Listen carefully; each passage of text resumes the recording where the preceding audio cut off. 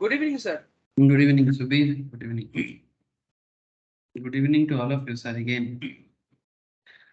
अच्छा, तो basically law class है, लेकिन कौन सा लॉ? बहुत सारा लॉ क्लास होता है सर वीक में। सर ये बिजनेस लॉ का क्लास है और ये बिजनेस लॉ में पार्टनरशिप लॉ का क्लास चल रहा है। Yes sir. तो partnership law basically in today's world हम लोग दो तरह का पार्टनरशिप लॉ देखते हैं। एक आपका जो कंपनी लॉ के अंदर इसको बेसिकली ट्रीट किया जाता है, जैसे कि the type of companies act, that is LLP, limited liability partnership. इसका डिटेल्स स्टडी मैंने अभी तक नहीं करवाया आप लोगों को, लेकिन ओवरव्यू दे चुका हूँ। मतलब स्टार्टिंग जो पार्टनरशिप जैसे मैंने स्टार्ट किया था, स्टार्टिंग में मैंने आप लोगों को एलएलपी और पार्टनरशिप, इन दोनों के बीच में रिश्ता क्या है रिश्ता मतलब रिलेशन क्या है, यही मैं सबसे पहले बताया था। और एलएलपी और पार्टनरशिप कितना अलग है, ठीक है, और कितना एक है, ठीक है। हर एक इंसान एक दूसरे से अलग भी होते हैं और हर एक इंसान एक दूसरे के साथ कनेक्टेड भी होते हैं। वैसा ही पार्टनरशिप और एलएलपी पे कुछ ऐसा ही कनेक्शन मान लो, ठीक है। ट्रेडिशनल पार्टनरशिप और new partnership, that is limited liability partnership, थोड़ा बहुत वैसा ही मतलब सिमिलर कैरेक्टर कैरी करता है कि मतलब पार्टनरशिप का कैरेक्टर दोनों में होता है, लेकिन एक के अंदर कंपनी वाला कैरेक्टर आ गया, दैट इज एलएलपी के अंदर। और जो ट्रेडिशनल पार्टनरशिप है वो अभी भी अपना ट्रेडिशनलिज्म लेके ही चल रहा है। वो कहता है कि हम अपना ट्रेडिशन को नहीं छोड़ेंगे। होता है ना सर कुछ मतलब ऐसा, ये जो लॉ से भी बहुत सारी चीज सीखने को मिलता है। कुछ लोग होते हैं, हम लोग अपने जिंदगी में देखते हैं, कुछ लोग होते हैं they are very traditional, means उनको आप किसी भी तरह से डायनामिक नहीं कर सकते। वो जैसा है वो वैसा ही रहेगा, अपने आप को बदलना नहीं चाहता, चाहे कुछ भी हो जाए। मैं कोई खराब नहीं बोल रहा हूँ मैं, जो बदलना नहीं चाहता खराब है कि नहीं है वो तो समय बताता है, that's a different approach. But कुछ होते हैं सर, हम जैसे हैं, मतलब एक गाना है ना सर हिंदी में, हम तो भाई जैसे हैं वैसे रहेंगे, ठीक है। तो ऐसा बात है। तो पार्टनरशिप का जो पुराना एक्ट है दैट इज 1932, वो वैसा ही बात करता है सर, हम तो भाई जैसे हैं वैसे रहेंगे, ठीक है। थोड़ा बहुत बीच बीच में केस लॉ करके अमेंडमेंट वगैरह जो आ जाता है वो ठीक है, लेकिन एलएलपी एक्ट वो बताना चाहते हैं कि हम तो भाई जैसे हैं वैसे नहीं रहेंगे, जरूरत के हिसाब से हम बदल भी सकते हैं, ठीक है। समय का मांग है ना, टाइम्स डिमांड, ठीक है। तो वैसा ही एलएलपी एक्ट आया है, बस इतना याद रखिए सर। बाकी अभी ना तो एलएलपी में बात करना है मुझे पार्टनरशिप में बात करना है सर। चलो, अगर पार्टनरशिप में ही बात करना है तो फिर एलएलपी को क्यों बीच में लाए? सर बीच में कौन लाया? तो ऑटोमेटिक बाय फ्लो निकल गया, क्या कर सकते हैं। तो इंडियन पार्टनरशिप एक्ट 1932, इसमें जो सबसे पहले जो इंट्रोडक्शन लेवल में मैंने बात किया था, that is general nature of partnership, इसके अंदर मैंने ऑलरेडी आप लोगों के साथ ये सब डिस्कस कर दिया सर कि पार्टनरशिप क्या है, एसेंशियल एलिमेंट्स क्या है। सबसे बड़ी चीज यही है सर कि एक पार्टनरशिप होता क्या है, पार्टनरशिप में एसेंशियल एलिमेंट्स क्या होता है, and true test of partnership क्या होता है, ठीक है। ये मैं बोल दिया। अच्छा, नॉट जस्ट दैट, सिर्फ इतना ही नहीं, मैंने आपके साथ पार्टनरशिप बिजनेस के साथ कंपनी बिजनेस का फर्क भी समझाया, जिसको हम लोग ऐसे बोल सकते हैं कि what is the difference between या distinction with other forms of organisations. Sir ये जानना क्यों जरूरी है? सर ऑब्वियसली जरूरी है ना, मानो आप लोग सब कौन हो सर? आप लोग प्रोफेशनल्स हो, कोई चार्टर्ड अकाउंटेंट है, कोई फ्यूचर कॉस्ट अकाउंटेंट है, तो कोई फ्यूचर कंपनी सेक्रेटरी है। सर तो क्या हुआ? सर कुछ हुआ नहीं, होने वाला है। क्या होगा? जब आप लोग बन जाएंगे, या फिर ऑलरेडी अगर मानो कोई फार्म में काम करते हैं, सीएस फार्म में काम करते हैं, कोई मानो चार्टर्ड फार्म में काम करते हैं, तो क्या होता है, क्लाइंट आते हैं सर, कहाँ से आएगा? अरे क्लाइंट हमारे सोसाइटी से ही निकलेगा, सोसाइटी से निकल के आएगा और आपके सामने आके बोलेगा कि हमको ये बिजनेस करना है, वो बिजनेस करना है।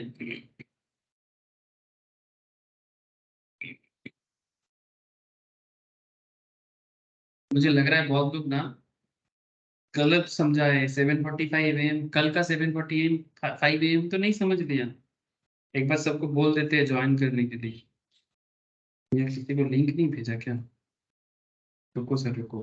कुछ गड़बड़ हो गया लग रहा है। 7:45 AM देख के बहुत लोग थोड़ा चिंता में पड़ गया।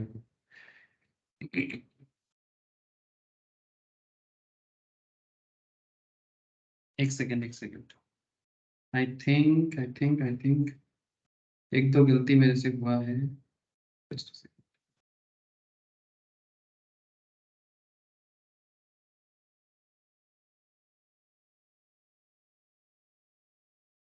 क्या मैंने सबको लिंक शेयर नहीं किया? इतने सारे लोग मुझे बोल रहे हैं लिंक नहीं मिला, ऐसा कैसे हो सकता है?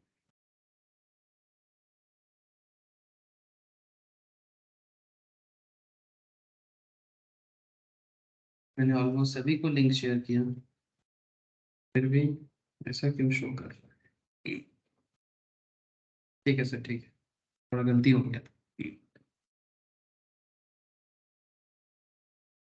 अच्छा, तो जैसे मैं आपको बात कर रहा था सर कि as a chartered, as a CS firm में काम करते हुए जब आप लोग काम करोगे तो आपके सामने क्लाइंट आएंगे, और क्लाइंट आके आपको बोलेगा कि कंपनी बनाना है, बिजनेस बनाना है।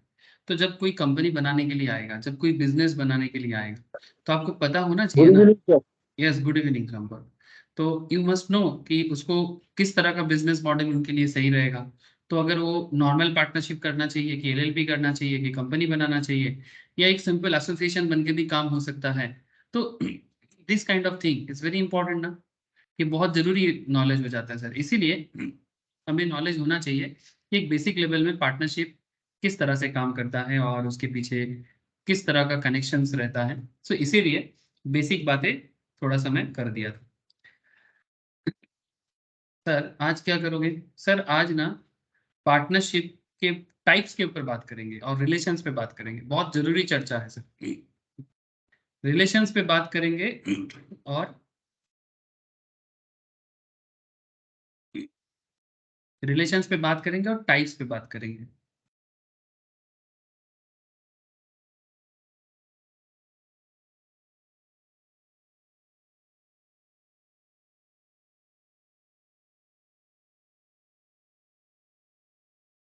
बाई मिस्टेक कुछ लोगों को ना लिंक गया नहीं, इसीलिए प्रॉब्लम होती है। ठीक है सर, चलो अभी ठीक है। तो टाइप्स ऑफ पार्टनर्स, इसमें बात करना है सर कि कितना तरह का पार्टनर्स होते हैं। और another important part is that partnership deed कैसे बनता है। आप लोग पार्टनरशिप जब भी सुनते हो, पार्टनरशिप डीड के बारे में जरूर सुने होंगे, है ना सर? सुनते हैं कि नहीं सुनते हैं? बोलो। पार्टनरशिप जब भी बनाना होता है, हम लोग पार्टनरशिप डीड के बारे में ऑब्वियसली बात करते हैं। और पार्टनरशिप डीड का मतलब क्या है? सर पार्टनरशिप डीड का मतलब होता है कि पार्टनरशिप का कॉन्ट्रैक्ट, ठीक है, जिसको हम लोग क्या बोलेंगे, नहीं मतलब एक इंस्ट्रूमेंट भी बोल सकते हैं सर, डॉक्यूमेंट्स। डॉक्यूमेंट्स जिसमें एक्चुअली ये बताया जाता है कि आखिर पार्टनरशिप बनता कैसे है। जैसे आप देख सकते हो यहाँ पर एक पार्टनरशिप डीड का पॉइंट है, ठीक है। चलो आपको मैं थोड़ा सा यहाँ से दिखा देता हूँ। पार्टनरशिप डीड PDF मिलेगा, आई थिंक मिल जाएगा। पार्टनरशिप डीड मिल जाता है नॉर्मली, CMA के साइट में ही दिख रहा है, ये देखो, डीड ऑफ पार्टनरशिप, ठीक है, कॉस्ट कॉस्ट इंस्टीट्यूट के साइट में ही है। ये देखो कैसा है, to be executed on non judicial stamp paper ₹50 minimum. ये देखो, this indenture made this dash, मतलब ये ड्राफ्टिंग है, ठीक है। ये लॉ के ड्राफ्टिंग बोलते हैं इसको। इसमें कैस क्या लिखना होता है, नॉर्मली जो लॉ का काम करते हैं ज्यादातर केस में, practising CS, practising CA, practising CA में, अगर कंपनी, देखो ये डिपेंड करता है कि जिस फार्म में आप हो, उस पर्टिकुलर फार्म में लॉ का काम कितना होता है, ठीक है। तो ज्यादातर केस में law firm, CA firm, CS firm कई बार मिलके भी काम करते हैं। And there is a concept of mega firm also, because जब एक बिजनेस बनता है ना, तो सारा लीगल डॉक्यूमेंट से लेके फाइनेंशियल डॉक्यूमेंट से लेके सब कुछ रेडी करना पड़ता है, तब जाके वो बिजनेस एक्चुअल में मतलब मार्केट में आते हैं, रजिस्टर करते हैं। सो ये देखो, आपको पता होना चाहिए कि डीड ऑफ पार्टनरशिप क्या है। Indenture made this dash day of dash in the year between Shri और श्रीमती, जो भी है, ठीक है, सॉन और डॉटर ऑफ, दिखाई दे रहे हैं आप लोगों को? Hello sir. मैं आपको एक पार्टनरशिप डीड का डेमो दे रहा हूँ, क्या आप लोगों को दिख रहा है? Yes sir. है सर। देखो सर, तो देखो इसमें आपको और भी दिखेगा, ठीक है। Refer to as the party of the first part, मतलब कॉन्ट्रैक्ट जब होता है सर, दोनों एटलीस्ट दो दो इंसान के बीच में होगा, है ना, एटलीस्ट दो पार्टी, हम लोग ऐसे दो मतलब इंडिविजुअल्स भी हो सकता है, दो, एक कंपनी के साथ एक इंडिविजुअल्स का हो सकता है, पार्टनरशिप बिटवीन टू पार्टीज। अब पार्टीज के एक तरफ एक कंपनी हो जाए, एक तरफ इंडिविजुअल हो जाए, एक तरफ कोई क्लब हो जाए, डजेंट मैटर ना। तो party of the first part, ठीक है, यहाँ पर इंडिविजुअल्स पे हो रहा है। श्री और Shrimati, son and daughter of, wife of something जो भी है, holding certificate of practice issued by the institute of cost accountants of India. यहाँ पर भी था certificate of practice issued by the institute of cost accountants of India, because ये CMA institute का है। तो पार्टनरशिप बन रहा है सर, सीएमए फार्म बन रहा है, ठीक है। तो जब सीएमए फार्म बन रहा है तो उनके बीच में कैसे कॉन्ट्रैक्ट होता है, देखो, holding certificate of practice issued bye institute of cost accountant. Similarly chartered होगा तो चार्टर्ड लिख देना, आपका कंपनी सेक्रेटरी होगा तो कंपनी सेक्रेटरी लिख देना, लॉ फर्म होगा तो लॉ फर्म लिख देना, ठीक है। Hereinafter refer to the party of the third part, तो तीन जन के बीच में पार्टनरशिप हो रहा है sir, first part, second part, as well as third part. तो ऐसे लिखना पड़ता है। फिर उसके बाद the first part, the party of the second part and the party of the third part, unless they are repugnant to the context of meaning thereof, mean include their respective heirs, executor, administrator, assigns, ठीक है। मतलब अगर उनकी जगह अगर कोई बाद में आएगा तो ये सब लिखा रहता है कि all the parties here to being the parties of the first part, second part, third part have agreed to practice as a cost accountant. मतलब एग्रीमेंट बन रहा है, पार्टनरशिप एग्रीमेंट, कि हम लोग as a cost accountant partnership में firm चलाएंगे with each other on the terms and condition content herein, जो भी टर्म्स कंडीशंस में ये कॉन्ट्रैक्ट बनेगा, and the parties hereto have desire to put in writing the terms and condition of the said partnership. तो ये chartered form बना लो, cost form बना लो, या कोई भी पार्टनरशिप सिस्टम बना लो सर, ठीक है, बेसिक बिजनेस पार्टनरशिप भी बना लो, ठीक है।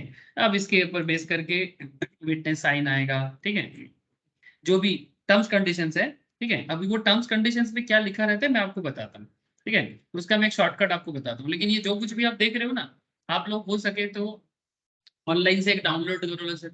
मैं ना ज्यादा वो सिंपल, एक स्टूडेंट्स के अंदर ना जानने का भूख होना चाहिए।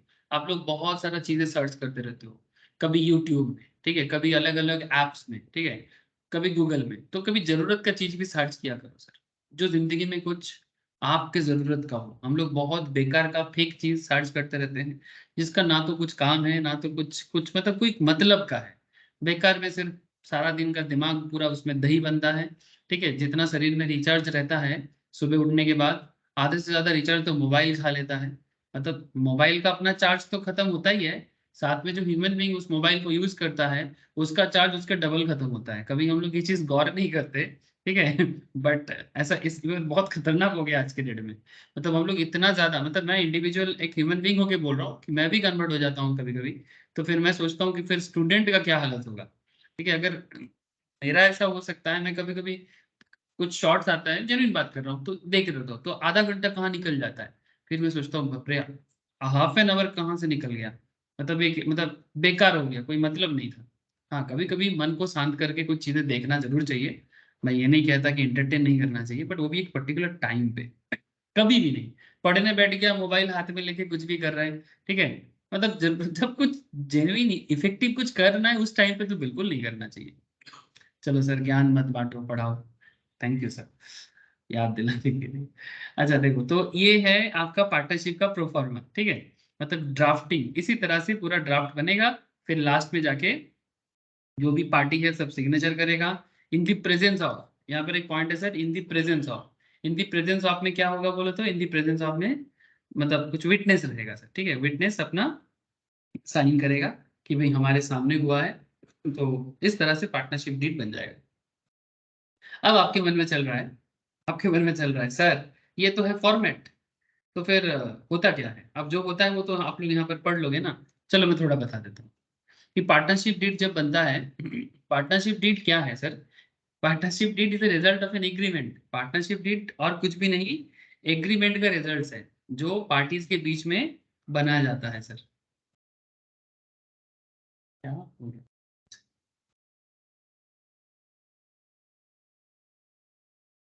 एक सेकंड, अब पेन काम नहीं करेगा, क्या हो गया? काम कैसे करें? खुला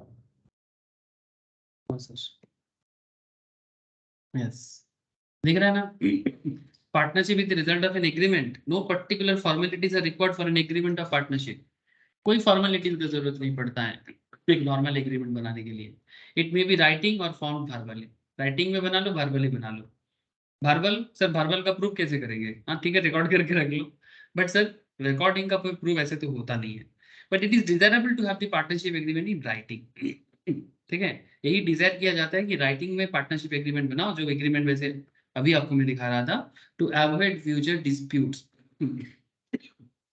ठीक है भविष्य में किसी भी तरह का डिस्प्यूट क्रिएट हो तो डिस्प्यूट क्रिएट तो हो सकता है बट डिस्प्यूट में आपको सोल्यूशन मिले ठीक है ज्यादातर प्रॉब्लम क्या होता है ना हमारे देश में जो लीगल प्रॉब्लम है अगर आप देखोगे चाहे वो सिर्फ पार्टनरशिप का ही प्रॉब्लम नहीं है सर फैमिली डिस्प्यूट्स थोड़ा सा मतलब सेंसिबल वे से सोचोगे तो आपको समझ में आएगा काफी लोग छोटे हैं मुझे पता है उतना नॉलेज नहीं है बट समझने लायक एज में सभी को ही आ गए सर तभी तो आप लोग प्रोफेशनल पढ़ाई कर रहे हो ज्यादातर dispute sir lack of understanding के कारण होता है लैक ऑफ अंडरस्टैंडिंग मतलब फैमिली में अंडरस्टैंडिंग नहीं फैमिली में जो बड़े बुजुर्ग होते हैं उनका डिसीजंस में कहीं ना कहीं कुछ प्रॉब्लम ऑब्वियसली बड़े के कारण ही छोटे को प्रॉब्लम में डालना पड़ता है छोटा थोड़ी ना दुनिया पहले देखा है जो छोटे हैं उम्र में वो तो दुनिया बाद में देखा है तो अगर उनको बाद में प्रॉब्लम में पड़ना पड़ता है इसका मतलब बड़े ने कुछ तो गड़बड़ करके किया है या फिर जो टाइम पे करना चाहिए था वो करके नहीं गया है सो ये सब प्रॉब्लम जितना कम होगा ना मतलब समझदार होना जरूरी होता है और समझदारी आता है सर कॉन्सियसनेस अब क्या है ना अब इतना डिस्प्यूट हो रहा है आजकल डिस्प्यूट हर बात बात में कोर्ट कोर्ट पागल हो जाएगा ठीक है कोर्ट भी पागल हो जाएगा आपको पता है रिसेंटली एक फेमस बंगाली एक्टर है आप लोग जानते हो जैसे बॉलीवुड में शाहरुख खान वैसे हमारे बंगाली एक्टर बंगाल का शाहरुख खान कौन है कौन बताएगा मतलब बंगाल का शाहरुख खान नहीं बोलना चाहिए वो अपने आप में ही अपना नाम बनाया है मतलब बंगाली फिल्म इंडस्ट्री में बहुत पॉपुलर एक्टर है कौन है सर देव नाम तो सुना ही होगा आप लोगों ने कमर्शियल मूवी में बहुत ही ज्यादा नाम कमाया उन्होंने तृणमूल कांग्रेस के अंडर में वो एक मिनिस्टर भी है मतलब एमएलए है मोस्ट प्रोबेबली एमपी एमएलए नहीं एमपी है सर क्या हुआ सर रिसेंटली देव के अगेंस्ट में किसी ने हाईकोर्ट में केस कर दिया कि वो अपने घर में एक स्टूडियो चलाता है जहाँ पर सारा दिन रिहर्सल होता है तो रेसिडेंस में जो बाकी लोग हैं उनमें से कुछ फैमिली है तो उन्होंने कंप्लेन कर दिया तो हाईकोर्ट बोल रहा है कि इस बात के लिए अब अगर हाईकोर्ट आ जाएंगे तो फिर हाईकोर्ट क्या क्या करेगा तो फिर हाईकोर्ट ने बोला ये केस हम लोग नहीं ले सकते आप लोग कॉर्पोरेशन पे जाइए तो अब चल रहा है वो जो केस किया है वो एक बार कॉर्पोरेशन जा रहा है एक बार कोर्ट जा रहा है चल रहा है सर सर हम लोग को बात समझ में आ रहा है कि नहीं आ रहा है बोलो ऐसा कितना सारा किस्से कहानी सारा दिन होता रहता सर है ठीक है अगर खोज करोगे तो समझ में आएगा तो बेसिकली पार्टनरशिप में डिस्प्यूट हो सकता है लेकिन डिस्प्यूट होने के बाद अगर आपके पास मानो एग्रीमेंट नहीं है डीड नहीं है जो डीड मैं आपको भी दिखा रहा था तो आप क्या है ना कोई सोल्यूशन नहीं मिलेगा ठीक है जैसे वो आमिर खान का मूवी का गाना याद आ गया क्या है कंफ्यूजन ही कंफ्यूजन है सॉल्यूशन कुछ पता नहीं और थ्री इडियट्स में गाना था ना सॉल्यूशन जब मिलेगा तब बहुत देरी हो जाएगा it should be drafted with care drafted with care मतलब वो जो ड्राफ्टिंग में अभी दिखा रहा था it should be drafted with care and can be stamped according to the provisions of the stamp act 1899 ये अलग एक्ट है इसमें स्टैम्प एक्ट के तहत जो कोर्ट पेपर वगैरह होता है उसके तहत जो स्टैम्प एक्ट होते हैं अब मैं स्टैम्प एक्ट में नहीं जाऊंगा करेंटली ये जनरल लॉ का पॉइंट है बेसिकली सीएस वाले को पढ़ना पड़ता है where the partnership comprises immovable property the instrument of partnership must be in writing अगर पार्टनरशिप में इमूवेबल प्रॉपर्टी भी है ना sir immovable property in the sense I hope you understand मतलब लैंड बिल्डिंग भी साथ में जुड़ा हुआ है तो बिल्कुल राइटिंग कॉन्ट्रैक्ट होना चाहिए अगर पार्टनरशिप में इमूवेबल प्रॉपर्टी है तो बिल्कुल राइटिंग कॉन्ट्रैक्ट होना चाहिए ठीक है तो where the partnership comprises of immovable property the instrument of partnership must be in writing stamped and registered मतलब उसका स्टैम्प ड्यूटी वगैरह होता है ना क्योंकि वो इमूवेबल है। लैंड बिल्डिंग में स्टैम्प ड्यूटी वगैरह होता है, ठीक है। तो उसका स्टैम्प ड्यूटी क्या होता है, जो बेसिकली गवर्नमेंट ऑफ इंडिया में एक रजिस्ट्रेशन चार्जेस की तरह होता है। एक क्या बोले, इन सिंपल, सरकार के ट्रेजरी में टैक्स जमा करना पड़ता है। इसको ड्यूटी भी बोला जाता है, स्टैम्प ड्यूटी, ठीक है। तो सरकार उस स्टैम्प ड्यूटी के बेसिस में, जैसे वेस्ट बंगाल में अगर मैं सिंपल, अगर कोई नॉर्मल प्रॉपर्टी यूज करते हैं, जैसे कि क्या बोलेंगे उसको, लाइक रेजिडेंशियल प्रॉपर्टी वगैरह, रजिस्ट्रेशन चार्जेस 6.5 6.4 ऐसा चार्जेस चलता है। डिटेल्स आप चेक कर सकते हो वेस्ट बंगाल गवर्नमेंट के साइट में जाके कि क्या स्टैम्प ड्यूटी चलता है। तो ये सब रजिस्ट्रेशन करना पड़ता है, तो उसके ऊपर बोल रहा है stamp and registered and under the registration act. तो फिलहाल मैं स्टैम्प एक्ट, रजिस्ट्रेशन एक्ट में ज्यादा बात नहीं कर रहा हूँ सर। बस इतना जान लो कि जैसे आप लोग, मतलब ये भी बड़े बुजुर्ग से सुने हो, मतलब सीनियर घर पे जो भी होते हैं, एक बिल्डिंग खरीदने से नहीं होता, बिल्डिंग को जब तक आप रजिस्टर नहीं कर लेते तो वो बिल्डिंग आपका नहीं होता, ठीक है। तो एग्जैक्टली वही बात है, एक लैंड सिर्फ पैसा दे देने से लैंड आपका नहीं हो सकता।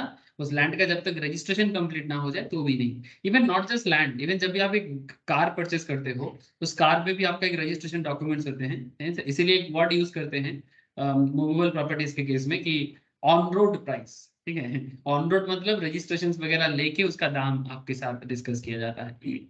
सो इट्स लाइक दैट कि रजिस्ट्रेशन चार्जेस स्टैम्प एक्ट का वो भी होता है।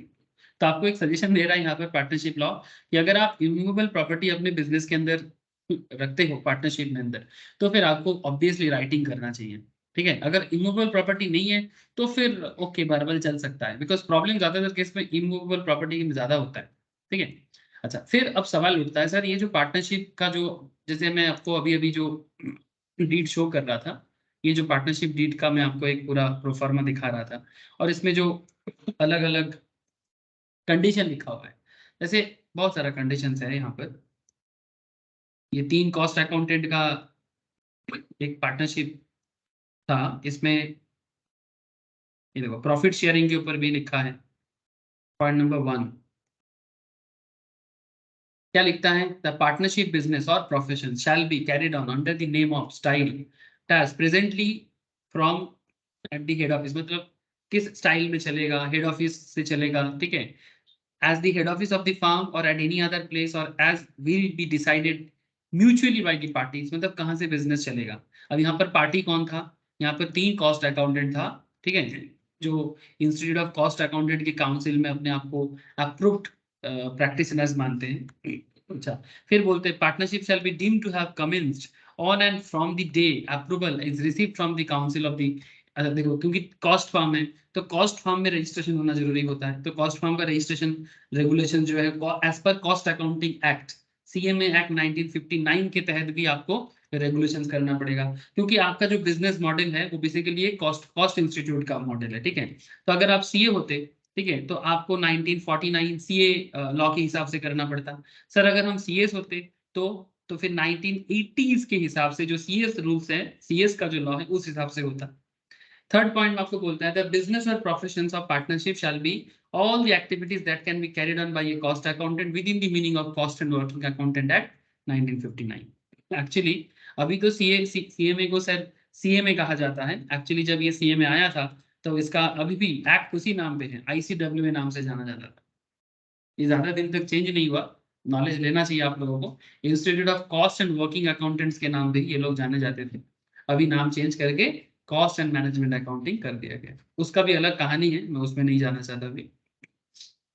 अब एक एक एक्ट लेके पड़ जाए ना तो बस उसी में चालू हो जाएंगे, जरूरी नहीं है सर हर चीज में चालू हो जाए। अच्छा, फिर आपको बोलते हैं देखो पार्टनरशिप करेंगे तो फिर आपको प्रॉफिट शेयरिंग करना चाहिए, इंडिपेंडेंट प्रैक्टिस होना चाहिए था, नेट प्रॉफिट और लॉस ऑफ पार्टनरशिप बिजनेस सबसे जरूरी बात है, ठीक है। कि भाई सब तो ठीक है लेकिन ultimately at the end of the day रोजी रोटी, हाँ सर, पेट चलाना है सबको। हाँ, इस पूरा ब्रह्मांड में ऐसा कोई इंसान नहीं है जो अपना पेट चलाने के बारे में नहीं सोचता है ना। लेकिन एक गजब बात है, कोई भूखा नहीं सोता है, नहीं सोता है सर, कोई नहीं भूखा सोता, सब खा, सबको मिल जाता है खाना, कैसे भी करके मिल जाता है। हाँ, थोड़ा सा कहीं ज्यादा मिले कहीं कम मिले, चिकन की जगह अंडा मिले, अंडा की जगह साग पाता मिल जाए, लेकिन खा लेगा, कुछ तो मिल जाएगा। हाँ, नेचुरल प्रॉब्लम अलग चीज है।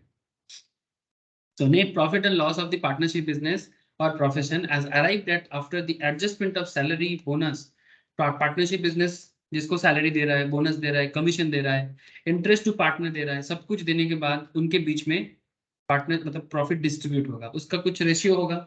आप लोग ये चीज पार्टनरशिप अकाउंट्स में भी करते हो, है ना, प्रॉफिट शेयरिंग रेशियो में करे। अगर प्रॉफिट शेयरिंग बोला नहीं है तो सर क्या करें? ठीक है, इस तरह का बहुत सारा सवाल होता है, तो इक्वल डिस्ट्रीब्यूशन कर देते हैं। ठीक है। अच्छा, बैंक अकाउंट का क्या करें? बैंक अकाउंट और account shall be opened in the name of partnership firm, firm के नाम पे अकाउंट होगा। अच्छा, अकाउंट को कौन हैंडल करेगा, कौन पैसा उठाएगा? अच्छा, ये जो अकाउंट से पैसा उठाने का बात है, ये कौन से इंस्ट्रूमेंट से माना जाता है? Negotiable instruments. आजकल एडवांस लेवल जो कॉन्ट्रैक्ट एक्ट का क्लास चल रहा है, वहां पर हम लोग रिसेंटली नेगोशिएबल इंस्ट्रूमेंट एक्ट, जिन लोगों के सिलेबस में है वो लोग कर रहा है। ठीक है, एनआई एक्ट 1881 रिसेंटली मैंने उसको कंप्लीट किया। ठीक है, तो उसमें पूरा चेक, बिल्स, प्रॉमिसरी नोट, किस तरह से पूरा एक बैंक सिस्टम मतलब बैंक के साथ जो भी मतलब डिटेल्स डिस्कशंस होता है उसके ऊपर पूरा डिटेल्स में चर्चा वहां पर हो रहा है सर। तो जो कुछ भी है, अलग अलग एक्ट भी उसके अंदर आ जाता है सर। ठीक है, बुक्स ऑफ अकाउंट्स कैसे मेंटेन करना है? बुक्स ऑफ अकाउंट्स मतलब अरे अकाउंटेंसी रे बाबा, हर बिजनेस का हिसाब किताब का खाता, जिसको हिंदी में बोलते हैं बही खाता, और हम लोग बंगाली में बोलते हैं हिसाब का खाता, और संस्कृत में बोले तो हिसाब शास्त्र बोला जाता है। So proper books of accounts shall be maintained by parties here to in which all the transactions relating to partnership business shall be entered into and recorded as such book together. Books में क्या क्या है sir? Journal book, laser book. आप लोग journal वगैरह करते हो ना, जो लोग एकदम बेसिक्स ऑफ अकाउंट्स भी सीख रहे हैं। ठीक है, तो उसमें जर्नल एंट्रीज होते हैं। ठीक है, जर्नल एंट्रीज के साथ उसको ऑडिट करना पड़ता है बाद में, जब जब इस फर्म का ऑडिट होगा तो जर्नल का ऑडिट करना पड़ता है। ठीक है, कोई कोई सोचता है जर्नल तो क्लास 11 में सीखते हैं या बेसिक्स है, इसका क्या काम? अरे जब ऑडिट करने जाओगे तो जर्नल का ही तो काम करना है। पहला बुक्स ऑफ अकाउंट्स में तो जर्नल ही देगा आपको ऑडिट करने के लिए, क्योंकि जर्नल ही है जिसमें प्राइमरी एंट्री होता है। सबसे पहला एंट्री कहाँ होता है? जर्नल में होता है। जर्नल प्रॉपर होता है, जो नॉर्मल बुक्स में नहीं आता वो जर्नल प्रॉपर में जाते हैं। There are lots of things, subsidiary books, हम लोग सब कुछ फाउंडेशन लेवल में, जो लोग 11 12 से 11 में क्लास करते हैं वो 11 लेवल में पढ़ते हैं, और फाउंडेशन लेवल में तो पढ़ाई जाता है। सो पूरा बुक्स, उसके साथ साथ अभी धीरे धीरे जैसे मानो जर्नल वगैरह हो गया, लेजर हो गया, फिर ट्रायल बैलेंस, फिर फाइनल अकाउंट्स, सारा चीज मेंटेन करना पड़ता है। ठीक है, फिर कंट्रीब्यूशन ऑफ कैपिटल के बारे में, कि पार्टनर किस हिसाब से कैपिटल कंट्रीब्यूट करेगा, उसके बारे में भी नियम बोलेगा। देखो सर, पार्टनरशिप अकाउंट्स के बारे में बहुत लोगों को स्कूल लेवल से शायद पता है, लेकिन ये जो कुछ भी होता है एज पर लॉ होता है, आपको इस बारे में जानना चाहिए। जैसे ये देखो यहाँ पर क्या बोला है 11 नंबर पॉइंट में, द पार्टनर में कंट्रीब्यूट कैपिटल। अब तीन पार्टनर मिलकर अगर प्रोफेशन को सेट किया है तो सबको ही अपना अपना कैपिटल कंट्रीब्यूट जरूर करेगा। मानो 5 लाख करके तीनों पार्टनर ने डाला और फिर अपना बिजनेस स्टार्ट किया, मतलब प्रोफेशन स्टार्ट किया, तो कैपिटल कंट्रीब्यूशन कितना है? अच्छा, कोई बाद में कैपिटल देगा जरूरत में, तो इंटरेस्ट क्या देगा फार्म उसको? सो ये सभी चीजें लिखना पड़ता है। ठीक है, ये सभी चीजें लिखना पड़ता है, और उसके बाद पार्टनरशिप साइन होता है। अगर कभी कुछ डिस्प्यूट होगा तो डिस्प्यूट को कैसे सॉल्व किया जाएगा वो भी लिखा रहता है। आर्बिट्रेशन एंड कॉन्सिलिएशन एक्ट होता है, मतलब प्रॉब्लम डिस्प्यूट को सॉल्व करने के लिए। ठीक है, आर्बिट्रेशन मतलब एक तरह का लीगल सिस्टम जहां से सॉल्यूशंस मिलता है। सो पॉइंट इज दैट ये सभी चीजें यहाँ पर शॉर्ट पॉइंट में बोला है कि पार्टनरशिप डीड क्या कंटेन करता है। जैसे पार्टनरशिप का नाम, पार्टनर का नाम, nature and place of the business of the firm, date of commencement of partnership, duration of the partnership firm, capital contribution of each partner, profit sharing ratio of the partner, admission and retirement of a partner, rates of interest on capital drawings and loans। अगर farm में partner capital contribute करता है, मानो 3 partner बना था, 3 जन मिलके CA में, 3 सीए में, ठीक है, 3 इडियट्स की तरह 3 सीए में। ठीक है, हमारा जो करंट एग्जाम्पल था 3 सीए में, चलो सीए वाले रुक जाएंगे, 3 सीए या फिर 3 सीएस, कोई भी मिलके पार्टनरशिप खोल रहा है। ठीक है, लेकिन देखिए अगर देखो कॉस्ट फर्म का कैरेक्टर है तो तीनों सीए में ही खोल पाएगा। ठीक है, there is a concept of mega firm जिसमें सब कोई मिलके कर सकता है, वो अलग चर्चा है, मैं उस पर अभी बात नहीं कर रहा हूँ। अब 3 कॉस्ट अकाउंटेंट मिलके ही सीए में फर्म खोलेगा, 3 या 4 मतलब सीए मिलके सीए फर्म खोलेगा, या फिर similar kind of CS firm खोलेगा। अगर ये लोग कैपिटल कंट्रीब्यूट करेगा तो उसमें इंटरेस्ट का क्या कॉन्सेप्ट है? अच्छा, अगर फार्म से ड्राइंग्स उठाएगा तो क्या कॉन्सेप्ट है, अगर फार्म को लोन प्रोवाइड करेगा तो क्या कॉन्सेप्ट है, ठीक है। तो ये सभी बातें आपको डीड में लिखना पड़ता है, ठीक है। तो आप बताओ कि फार्म को अगर अगर फार्म से लोन लोगे तो क्या, फार्म से ड्राइंग्स करोगे तो क्या, इंटरेस्ट देना पड़ता है फार्म को। अच्छा, बिना इंटरेस्ट का क्या, वो डिपेंड करते हैं डीड के ऊपर कि आप लोग एग्रीमेंट को कैसे बना रहे हो। Provisions for settlement of accounts in case of dissolution of firm. Dissolution मतलब जब बिजनेस को बंद करोगे, इसके ऊपर डिटेल्स में लॉ में चर्चा करेंगे। इस पर्टिकुलर पार्टनरशिप लॉ में हम लोग डिसोल्यूशन के ऊपर डिटेल्स में चर्चा करेंगे सर, कि जब बिजनेस डिसोल्यूशन होगा, मतलब जैसे कंपनी के केस में हम लोग क्या बोलते हैं, वाइंड अप बोलते हैं। फार्म के केस में वाइंड अप नॉर्मली नहीं बोला जाता, उसमें डिसोल्यूशन ऑफ फार्म बोला जाता है, ठीक है, डिसॉल्व करना। तो क्या सेटलमेंट होगा वो अभी से बोल के रखो, मतलब जन्म के टाइम पे ही ये बोल दिया जाता है कि मरने के बाद क्या हो। सर ये क्या बात हो गया सर, हाँ वही तो बोल रहे हैं, जन्म के टाइम पे ही बोल दिया जाता है कि मरने के बाद क्या हो। जैसे हम लोग भी जब आते हैं दुनिया में तो मरण तो होगा, है ना, मतलब हमारा डेथ तो सर्टेन है ना सर। इसके ऊपर भी लॉ में बहुत बार बात करते हैं, डेथ सर्टेन है कि अनसर्टेन है, ऑब्वियसली डेथ सर्टेन है ना। हम सभी को इस दुनिया छोड़ के चले जाएंगे, कहाँ जाएंगे पता नहीं, इस दुनिया में रहेंगे कि छोड़ के जाएंगे, गॉड नोज, दुनिया को किसी को नहीं पता क्या होगा। कुछ लोगों को पता होता है, जो हाईली नॉलेजेबल होता है। अब ऐसा नॉलेज वाला लोगों का संख्या अलग है, और नॉलेज है भी तो हम लोग समझ नहीं सकते उनको, इतना नॉलेज हम लोग के अंदर नहीं होता है normally. So point is that हम लोग भी जब आते हैं ना तो हमारे साथ भी क्या होगा, ये सब भी ना लिखा हुआ है सर। कहाँ लिखा है सर, इसके लिए आपको एस्ट्रोलॉजी समझना पड़ेगा सर। वो अंगूठी पहनने वाला एस्ट्रोलॉजी नहीं है सर, अंगूठी पहनने वाले के ऊपर बेस करके एस्ट्रोलॉजी को नहीं नापा जा सकता। एक कहावत है सर, जो आया है वो जाएगा, जब जाएगा तो फिर अगर आना तय है तो जाना भी तय है, just like a partnership firm. छोड़ो सर ये सब बातें, मैं थोड़ा बीच बीच में ऐसे थोड़ा बोल देता हूँ, only for the understanding purpose, लेकिन समझना जरूरी है। अच्छा, provisions for salaries, commissions, business में जिनको रखोगे उनको सैलरी क्या दोगे। अच्छा, अगर कोई पार्टनर फुल टाइम काम करेगा, अगर कोई पार्टनर, तीन पार्टनर में से मानो एक पार्टनर फुल टाइम जॉब की तरह काम कर रहा है, मानो कि एक तीन सीएमए मिलके फार्म को खोला, कॉस्ट फार्म ओपन किया। अब बिजनेस में कोई चाहिए जो रेगुलर रिटर्न फाइलिंग का काम करे, रेगुलर रिटर्न फाइल का, accounting return, tax return, there are lots of return filing concept in the firm business, ठीक है। या फिर सीएस फार्म होगा तो कॉम्प्लायंस का काम। अब ये सब काम करने के लिए कंप्यूटर स्पेशलिस्ट का नॉलेज जरूरत है, जिनको अकाउंट्स का टैली सॉफ्टवेयर चाहिए, जो जानना है। सर क्या इनको नहीं पता, सर इनको पता है, बट ज्यादातर केस में जब आप फार्म ओपन करोगे आप कंप्यूटर लेके बैठे रहोगे कि बिजनेस को संभालोगे। मतलब बेसिकली क्लाइंट जुगाड़ करना, क्लाइंट को मैनेज करना, क्लाइंट का प्रॉब्लम को सुनना, यही सब काम नॉर्मली सीएस सीएमए सीएस वाले करते हैं, ठीक है। क्या करते हैं, आपको हमेशा क्लाइंट के साथ चलना है।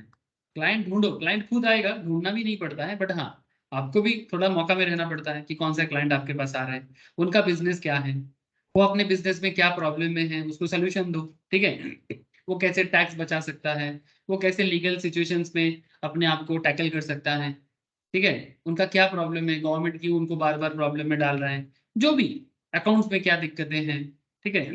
बिजनेस को डेवलप करने के लिए कैपिटल चाहिए तो कैसे कैपिटल जुगाड़ कर सकते हैं, ऑडिट होगा तो कैसे होगा, ऑडिट में क्या रिपोर्ट जनरेट करे ताकि बिजनेस में उसका दिक्कत ना बढ़े। There are lots of work. तो आप बिजनेस डिसीजन मेकिंग में काम करोगे, कंप्यूटर लेके क्लार्क का काम थोड़ी करोगे सर। इसके लिए आप किसी BCom pass out, inter pass out, है ना, या फिर कोई आर्टिकल ट्रेनिंग को इसीलिए तो रखा जाता है। आर्टिकल क्या करेगा, उनको सिखाएगा काम, उनको सिखा के काम पे काम करवाना है फार्म में, और वो लोग बिजनेस को डेवलप करेगा। यही तो होता है फार्म के अंदर, चलता क्या है, और कुछ नहीं चलता, ही चलता है सर। इसमें टैक्स है, जीएसटी है, ऑडिट है, फाइनेंस है, अकाउंट्स है, लॉ है, कंपनी लॉ है, there are lots of thing, ठीक है। आई होप कि समझ में आ रहा है आप लोग।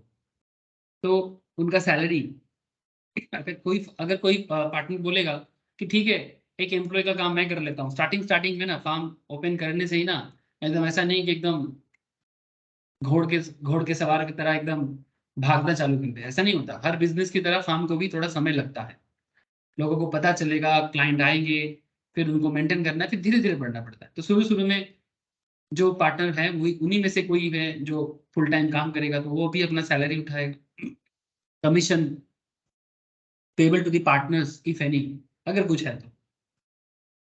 Provisions for expulsion of a partner in case of gross breach of duty और फ्रॉड। अगर पार्टनर में से कोई भी कुछ भी खराब करता है, कुछ भी खराब करता है, कुछ भी ड्यूटी फ्रॉड करता है, तो उनको क्या क्या सजा मिलेगा, या कोई क्या उनके अगेंस्ट पे केस एक्शन लिया जाएगा। तो पार्टनरशिप फॉर्म में ऐड और delete any provisions according to the needs of the form. अपने हिसाब से पार्टनर अगर राजी हैं तो अपने हिसाब से वो लोग डीड का जो मेन जो भी है, डीड का जो भी रीजंस है, जो भी उनका एग्रीमेंट कंडीशंस है, उसको बदल सकता है। बोलो सर, आप लोग बात समझ पा रहे हो? पार्टनरशिप डीड का कॉन्सेप्ट समझ में आया आप लोगों को? है यस सर। सर। ठीक है, तो ये डीड आप लोग मैं डाउनलोड कर लेता हूँ। आप लोग चाहो तो इस डीड को एक बार जरूर गो थ्रू कर सकते हो। अगर बोलोगे तो शेयर कर लूंगा, नहीं तो मैं तो ऑनलाइन से ही आपके सामने ही डाउनलोड किया, आप भी ऐसे कर लेना। लेकिन करना जरूर, और ये सब देखने से आपका नॉलेज प्रैक्टिकल लाइफ में जब आपको डीड बनाने के लिए कोई मौका मिलेगा, या डीड को ड्राफ्ट करने का मौका मिलेगा, तो आप भी कर सकते हो। ठीक है, टाइप करना पड़ता है सर, जो लोग लॉ प्रैक्टिस करते हैं ना, उनको डीड बनाना पड़ता है, खुद बनाते हैं। हाँ, कुछ चीजें वो सेट कर लेता है, लेकिन वही बनाते हैं सर, पूरा लिखना, और इसमें लीगल लैंग्वेज का बहुत पकड़ होना चाहिए, लीगल लैंग्वेज का ग्रिप होना चाहिए, तभी आप ड्राफ्टिंग में माहिर हो सकते हैं। ये एक स्पेशल स्किल्स है सर, ये ड्राफ्टिंग कर पाना एक स्पेशल स्किल्स है ऑब्वियसली, क्योंकि इसमें लीगल लैंग्वेज पे जिसका जितना अच्छा ग्रिप होगा वो उतना अच्छा ड्राफ्टिंग बना सकता है सर। ओके सर, समझ गए, आगे बढ़े। सर आगे नहीं, थोड़ा मैं ऊपर पीछे जाऊंगा, पीछे मतलब सर मैं तो डायरेक्टली पार्टनरशिप डीड को लेके चालू हो गए। लेकिन मैंने तो आपको यही नहीं बताया कि काइंड्स ऑफ पार्टनरशिप, कितना तरह का पार्टनरशिप होता है, ये चीज भी बताना चाहिए ना। जैसे देखो, विद रिगार्ड टू ड्यूरेशन,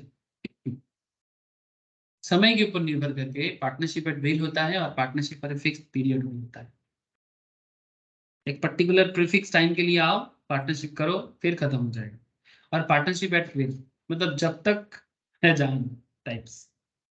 हाँ, जब तक है जान टाइप्स मतलब जब तक मर्जी है, जब तक मर्जी है तब तक चलेगा पार्टनर का। with regard to the extent of the business, with regard to extent of the business मतलब particulars, partnership and general partnership. There is a concept of particular partnership and there is a concept of general partnership. Now partnership at will according to section 7 of the act, section याद करेगा, लिखने के time पे section के साथ लिखिएगा, याद रखिएगा sir. So partnership at will according to section 7 of the act, partnership at will is a partnership when no fixed period has been agreed about the duration of partnership. कोई fix period नहीं जब तक है जान types, and there is no provision made as to determination of the partnership. These two conditions must be satisfied before partnership can be regarded as partnership at will. But where there is an agreement between the parties, either for the duration of the partnership or for the determination of the partnership, the partnership is not partnership at will. अगर कोई particular time हो जाए, अगर कोई particular determination का matter आ जाए, तो फिर वो एट विल नहीं होगा। अगर partnership entered into for a fixed term is continued after the expiry of such term, मतलब 3 साल के लिए है तो 3 साल, 5 साल के लिए है तो 5 साल, it is to be treated as having become in partnership at will. It is to be treated as having become a partnership at will. But इसमें देखना पड़ेगा, अगर partnership entered into for a fixed term is continued after the expiry of such term. मानो एक fix term के लिए बनाया गया था, और उसके बाद भी वो लोग पार्टनरशिप को कंटिन्यू करता गया। नॉर्मली पहले 3 साल के लिए वो लोग स्टार्ट किया था बिजनेस को या प्रोफेशन को सेट किया था, पर 3 इयर्स के बाद 4th year, 5th year, 6th year चल रहा है, रोक नहीं रहा है अपने आप को, पार्टनर अपने आप को रोक नहीं रहा है। सर टाइम तो खत्म हो गया, लेकिन सर इसको क्या मान लिया जाएगा? जब टाइम खत्म होने के बाद भी आप किसी चीज को कंटिन्यू करते हो, इसका मतलब क्या हो गया? पार्टनरशिप एट विल हो गया। हेलो, एक पर्टिकुलर टाइम के बाद भी अगर आप लोग एक साथ हो, तो मतलब पार्टनरशिप एट विल हो गया। बात समझे कि नहीं? अरे हाँ या ना? है sir. A partnership at will may be dissolved by any partner by giving notice in writing. Writing में सभी पार्टनर को, मानो कि 3 पार्टनर है, 3 सीएमए मिलके बनाया था हमारे एग्जाम्पल में, तो 3 सीएमए है, अगर एक सीएमए रिटायर मतलब डिसॉल्व करना चाहता है तो क्या करेगा, बाकी 2 को रिटर्न नोटिस देगा कि हम छोड़ रहे हैं। ऐसा नहीं व्हाट्सएप पे मैसेज करके जा रहे हैं, ऐसा नहीं, ठीक है, of his intention to dissolve this. So partnership for a fixed period क्या होता है? Where a provision is made by a contract for the duration of a partnership, the partnership is called partnership for a fixed period. So it is a partnership created for a particular period of time, and such partnership comes to an end at the expiry of the fixed period या fixed determinations. मतलब कोई particular work लेके तुमने partnership बनाया, इस काम को करने के लिए हम लोग पार्टनर हैं, उसके बाद हम लोग नहीं, तो ठीक है, काम खत्म तो पार्टनरशिप खत्म, टाइम खत्म तो पार्टनरशिप खत्म। पर्टिकुलर पार्टनरशिप में भी organise for prosecution of single adventure, जैसे कि अभी एक बोल रहा था, किसी पर्टिकुलर रीजन में, as well as for the conduct of the continuous business. Sir adventure, Himalaya चढ़ना है क्या, एवरेस्ट जाओगे या अमेजन, हाँ अमेजन के जंगल में जाओगे या अफ्रीका, हाँ मासाई मारा लोगों के साथ पार्टी करने जाओगे? पता है आपको मसाई मारा लोग, मसाई के लोग कैसे होते हैं? अफ्रीका में एक जनजाति है, दे आर कॉल्ड मसाई। मैं एग्जैक्टली नहीं जानता, बट मैं जितना पढ़ा हूँ या सुना हूँ, आजकल क्या होता है डोंट नो, बट ये लोग आजकल काफी डेवलप हो चुका है, बट मैं सुना हूँ ऐसा कि मसाई के जो किंग होते हैं, जैसे केनिया केनिया के एक जनजाति है सर, मसाई का जो किंग होते हैं, केनिया या जिम्बाब्वे, एग्जैक्टली याद नहीं आ रहा है, बट अगर उनको तुम्हें रेस्पेक्ट करना होता है, मानो तुम वहां पर विजिट किए, तो उनको रेस्पेक्ट का मतलब है कि वो अपना चलाई मतलब थूक, ठीक है, वो अपना थूक एक थूक दान पर थूकेगा, आपको उसको पीना है, इसका मतलब रेस्पेक्ट टू द किंग, ठीक है। ऐसे एडवेंचर के लिए पार्टनरशिप करोगे सर? कर लेना सर, एक सुना हो मैंने, मुझे एग्जैक्टली पता नहीं, मैं कभी मसाई गया नहीं, तो मेरा प्रैक्टिकल एक्सपीरियंस इसमें नहीं है, जो भी हो गजब एडवेंचर होगा सर। तो पार्टनरशिप में भी organise for the prosecution of a single adventure और as well as the conduct of the continuous business. So where a person becomes a partner with another person in any particular adventure or undertaking the partnership is called a particular partnership. बात समझ में आया sir? मतलब for a particular work आप लोग partner मिल रहे हो। यहाँ पर एडवेंचर का मतलब कोई मसाई किंग के पास जाना नहीं सर, यहाँ एडवेंचर का मतलब बिजनेस है। आप लोग बात समझ रहे हो सर? यहाँ पर एडवेंचर का मतलब बिजनेस को ही एडवेंचर कहा जा रहा है। बिजनेस का डेफिनेशंस में बिजनेस को एडवेंचर ही कहा जाता है, बिकॉज बिजनेस ऑलवेज एक अनसर्टेन चीज को चेज करता है। बिजनेसमैन और सैलरीड पर्सन में ही एक फर्क होता है कि बिजनेसमैन ना ऑलवेज एक अनसर्टेन चीज को चेज करता है और इसीलिए वो एक एडवेंचर की तरह होता है। सो बेसिकली ये कैरेक्टर डिपेंड करता है इन मैन टू मैन, कोई छोटा बड़ा नहीं है सर, एक कैरेक्टर है कि जिनको एडवेंचर पसंद होता है ना, वो बिजनेस करने में नॉर्मली पसंद करता है। मतलब इसका मतलब ये नहीं कि जो जंगल जाना पसंद करता है हर कोई बिजनेस करना पसंद करता है, it's not like that. But क्योंकि आप एक अनसर्टेनिटी को चेस करते हो, पता नहीं आज प्रॉफिट हुआ कल प्रॉफिट होगा कि, पता नहीं आज दुकान में 4 कस्टमर आया कल 2 आएगा कि 10 आएगा या फिर कोई नहीं आएगा, होता है सर। जैसे हम लोग जब किसी एडवेंचर में जाते हैं, से फॉर एग्जांपल आप अफ्रीका में कोई जंगल में जा रहे हो या फिर आप इंडिया में कोई बड़े पहाड़ी को जा रहे हो, ठीक है, तो अगर आपको रूट नहीं पता तो ये बेसिकली एक एडवेंचर की तरह हो गया कि बिना कुछ नॉलेज का किसी जगह का आप उसमें चल पड़े, तो it's like adventure. Exactly business के अंदर ना ये कैरेक्टर होता है, इसीलिए बिजनेस के डेफिनेशंस पे भी कहीं जगह में टैक्स में अलग अलग लॉ में बिजनेस को एडवेंचर के साथ कंपेयर किया गया। So where a person becomes a partner with another person in any particular adventure or undertaking, the partnership is called particular partnership. A partnership constituted for a single adventure or undertaking is subject to any agreement dissolved by the completion of the adventure or undertaking. जैसे वो particular काम खत्म हो जाए तो यही माना जाएगा कि पर्टिकुलर पार्टनरशिप खत्म हो गया। General partnership very simple, where a constituted Where a partnership is constituted with respect to the business in general, it is called a general partnership. General partnership is different from a particular partnership. In the case of a particular partnership, the liability of the partners extends only to that particular adventure or undertakings, but it is not so in case of general partnership. मैं समझाता हूँ, मैं आपको business का example देता हूँ. जैसे मानो कोई ऑडिट एंगेजमेंट हो रहा है, ठीक है. अब ऑडिट एंगेजमेंट में मानो कि पीडब्ल्यूसी को मेनली काम मिला था, ठीक है. मतलब टेंडर होता है सर, जब कोई बड़ा कंपनी ऑडिट करवाता है. मानो एक सिंपल एग्जांपल देता हूँ आपको, अदानी, ठीक है. अदानी को बिजनेस के लिए बड़ा आजकल चर्चा में है, तो मैं अदानी ले रहा हूँ. अदानी अपना ऑडिट एंगेजमेंट के लिए टेंडर बुलाया और पीडब्ल्यूसी को बेसिकली टेंडर में उन्होंने मौका दिया, ठीक है. पीडब्ल्यूसी बेसिकली चीफ में अच्छा बिड किया, तो बिडिंग जो है पीडब्ल्यूसी नहीं जीता.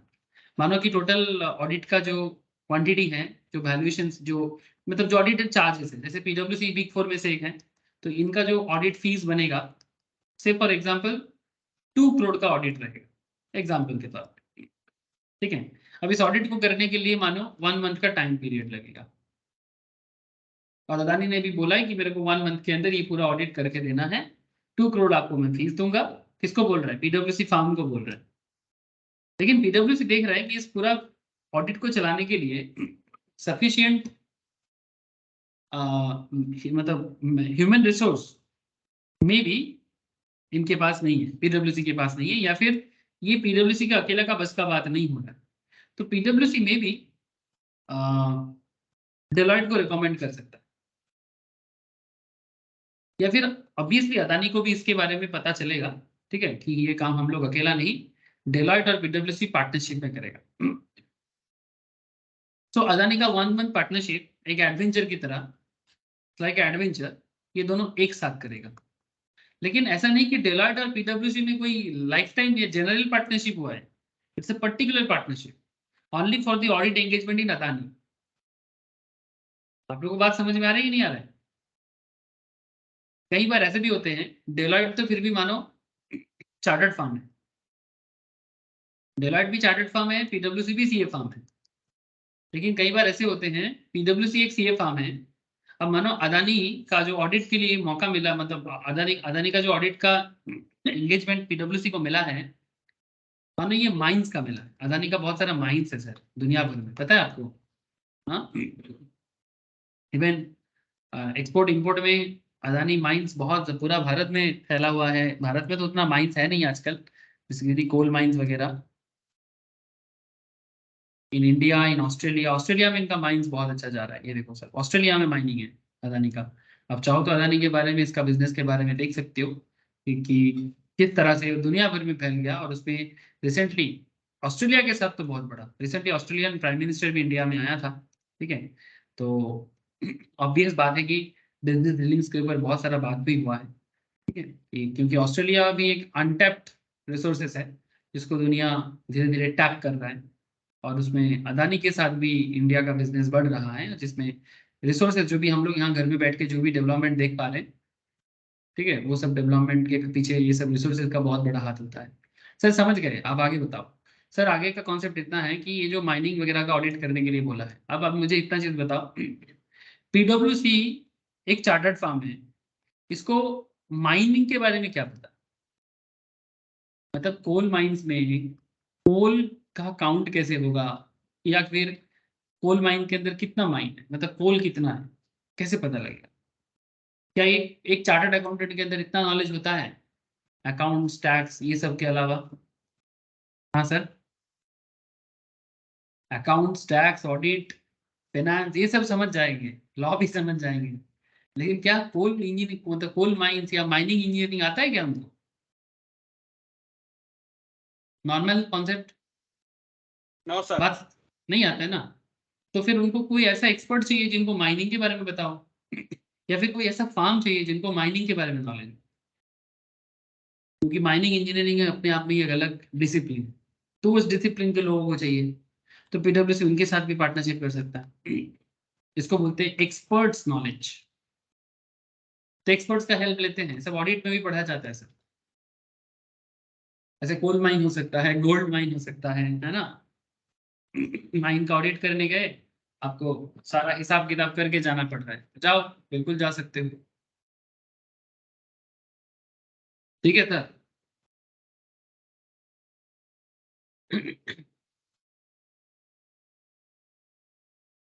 आगे देख।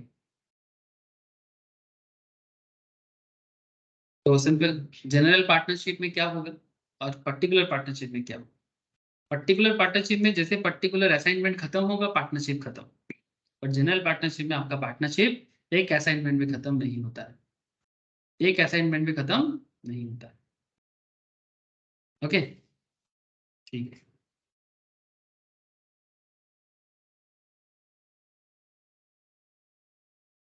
थोड़ा सा वेट करो सर।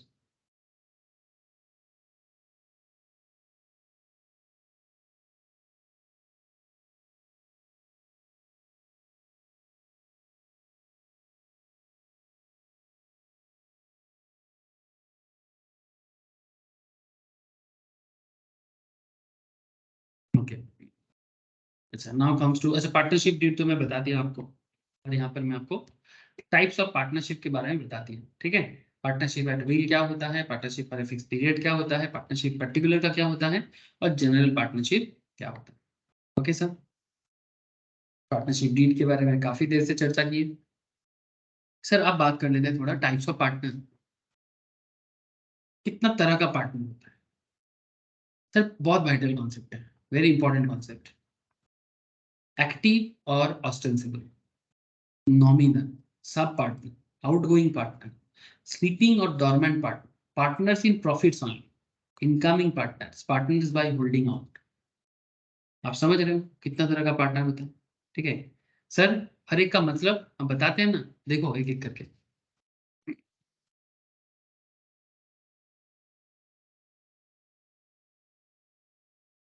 एक एक करके देखो sir.